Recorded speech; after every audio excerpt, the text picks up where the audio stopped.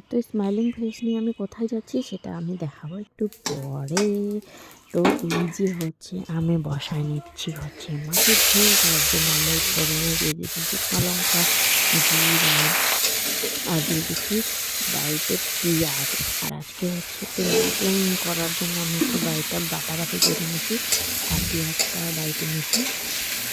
ফুলকপি আলু দিয়ে আজকে আমি নিজের জন্য রান্না করতেছি। আজকে আমি কারোর জন্য রান্না করতেছি না, আজকে আমি নিজের জন্য রান্না করতেছি। আর এই যে আরও রান্না করবো, তাই এই যে ডিমগুলো ছুলে নিলাম। একটা রান্না তো হবে না, 2-3টা রান্না হবে, তাই জিরার গুঁড়া দিয়ে দিলাম, হলুদ গুঁড়া। এবার দিয়ে দেবো হচ্ছে লবণ। আর লবণ দেওয়ার পরে এখন সুন্দরভাবে নাড়াচাড়া করতেছি। তো নিচে দেখতেছি কালা কালা হয়ে যাচ্ছে, তাই একটু দিয়ে দিলাম জল। এবার জল দেওয়ার পরে দিয়ে দিলাম কাঁচা লঙ্কা আর কাইটে রাখছিলাম টমেটো। এটা কিন্তু অরিজিনাল, এটা আমার জন্য, ছিল। কারণ তুই সর এখান থেকে। হচ্ছে বলতেছি। আর এই যে একটু পেঁয়াজগুলো আরও বাড়তেছি, বললাম যে ডিমের ঝোল রান্না করবো তাই। আর এই যে কান্দা কান্দি চলতেছে রান্নাঘরে বসে বসে।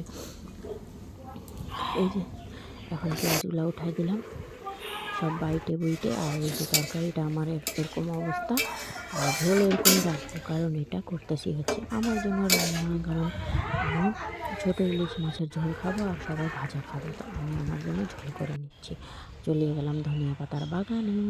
এই যে এগুলা সব হচ্ছে বাবা লাগাইছে ধনিয়া পাতা। আর আমি জিজ্ঞাসা করলাম যে ধনিয়া পাতা তুলবো, বাবা বলছে হ্যাঁ বাড়ির জন্যই তো লাগাইছি বলছে।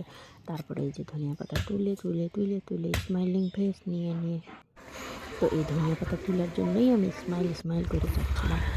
তো এই যে ধনিয়া পাতা ধুয়ে টুয়ে অল্প দিয়ে দিলাম আর অল্প দিব হচ্ছে ডিমের ঝোলে, তাই এই যে অল্প একটু দিলাম মাছের ঝোলে। আর ওইখানে 2 পিস মাছ নিচ্ছি, ওটা হচ্ছে ছোটো ইলিশ মাছ।